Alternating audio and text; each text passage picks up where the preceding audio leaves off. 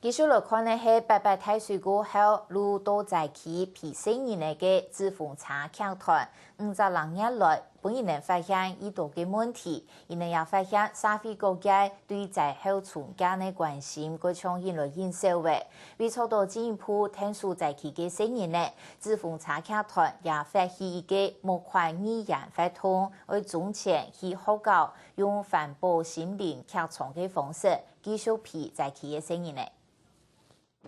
八八風在都也下5年嚟，社會對重建嘅關心，聽嘅時間越來越少。不過，隨在過後，聽到許多在期嘅紙風車劇團才發現，重建劇團嘅在期生涯是要行下多嘅人皮然後聽數。大禮拜都去在期用戲劇帶領學生嘅團員講，生涯從一開始唔接觸，到背面當希望團員來嘅現象，本家都感受到關懷是要持續下去。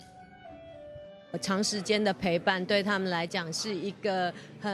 我覺得是一個很棒的事情，連我們的志工都會感受到孩子的轉變。所以在過後都一下紙風車總共加入700個志工，老專業先生，付頭過1000人嘅生意呢。9月份還發本在期生意13年1萬元嘅助學金。我為了照顧到行下度嘅生意呢，佢哋基本按個發起項語言發通，希望總經費去到在期教育來語言。志工們發現說，其實他們能照顧的小孩子有限。那如果說一個學校500-600個人，他們能夠關照的一個學校最多3-4個人嘛。那如果有可能的話，可不可以有一個活動，也可以讓同樣的其他小朋友也參與進來？紙風車將用環保心靈劇場嘅形式，透過戲劇教育，本身也了解到環境保育嘅重要。吳彥正講笑嘅講，希望28嘅總前語言就像民間嘅兄弟會同樣，大家做得發揮阿薩利嘅精神，出錢出力，聽數一條聲音呢。下新聞綜合報道。